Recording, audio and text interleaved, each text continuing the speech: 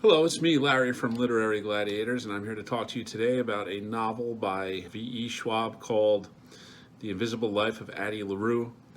We read this book, a lot of us did for the channel, and here's my take on it. I thought it was awful. I thought it was terrible. I thought it was one of the worst things I've ever read, possibly one of the worst things ever written. It is garbage from cover to cover. Let's see, where to start. Well, let's start at the very premise of the idea, because the premise of the story is actually not terrible. It's okay. It's a story about a French girl in the early 18th century, lives in a small village with her parents, and of course she is expected to get married and have a family, as all young women would have been at that time and place, but she does not want to do that. So rather than do that, she makes a deal with the devil in which she gets to live as long as she wants, as long as she promises to give her soul to the devil when she's tired of living. So the devil, and she doesn't want to belong to anybody, right? That's her wish. So the devil grants her this wish, and that's an interesting premise, right? Because thematically, you could look at it and say, okay, what happens if you decide that you're going to live a life free of responsibility, free of your obligations, free of your debt to society?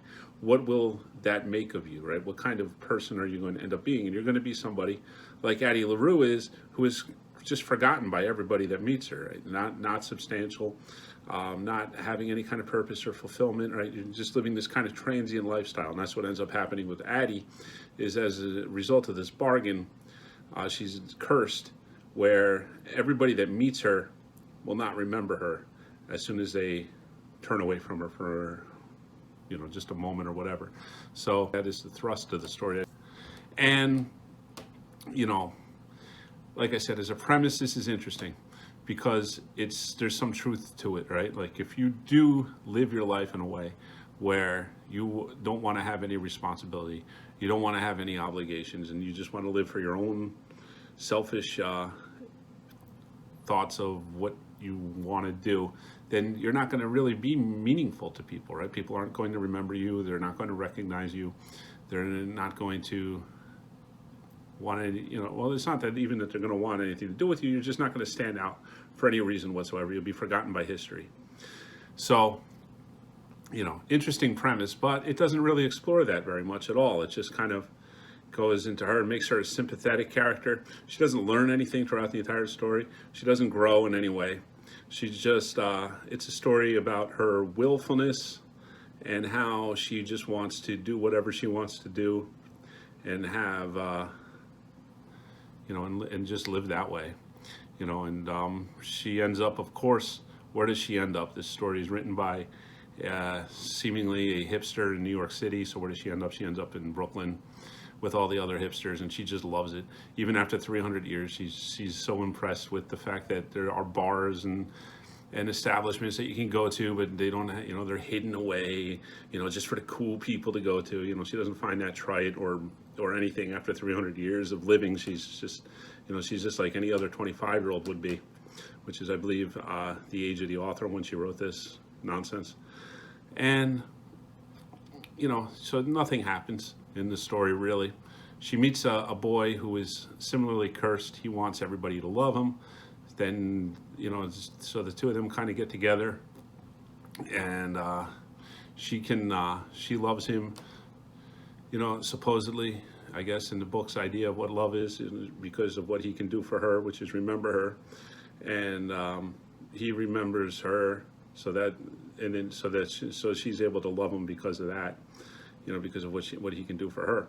So what ends up happening is she ends up telling him, the story of her life, which is inconsequential and boring, and he writes it down, and then supposedly the notebooks that he fills up writing about her become this book, right? So then there's a chance for her at the end to have some kind of a redeeming arc where she's going to sacrifice herself in a way to the devil, and guess what happens with that?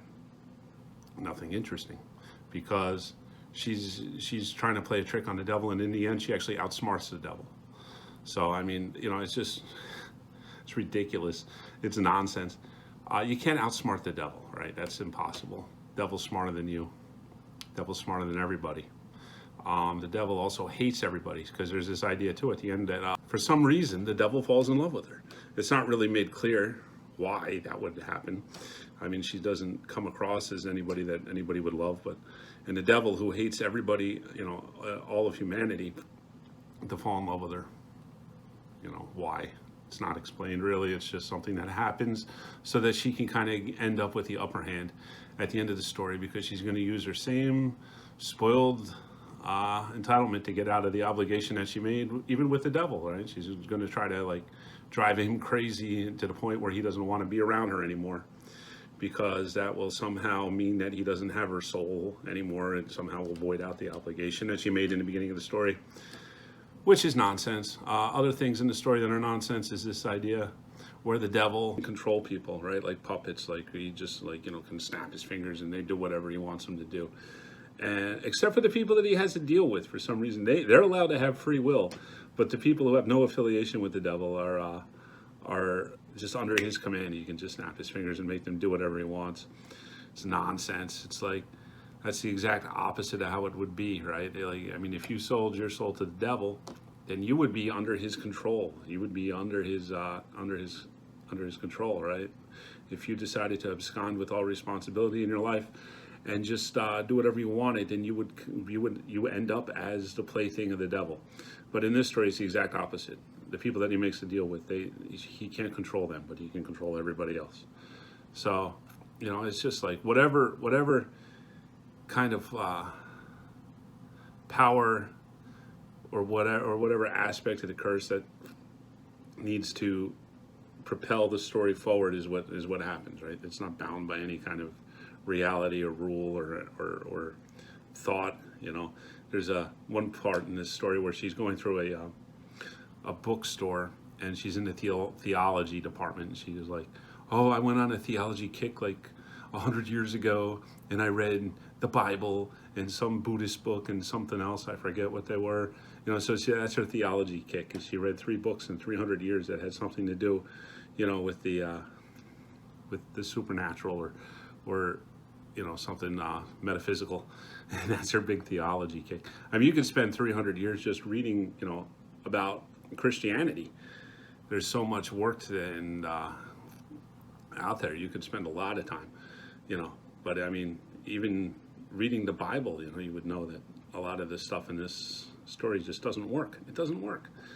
Now, of course, I know that this is not written by a Christian, but it doesn't matter, because Christianity is true, whether people believe it or not. The story's got to be about something, and it's got to be based in some kind of truth in order to be compelling. And this story is not compelling. It's just kind of a rambling diatribe of a Brooklyn hipster, I guess, is the best way to put it, because there's really nothing in there to hold on to as far as redeeming quality at all. So 2 thumbs down. Don't read it. It's awful. It's not worth your time. And find something better to read, and then read that. Anyway, my name is Larry. Thank you for watching this video. I'll be back soon with some more videos for you guys on this channel. So take care.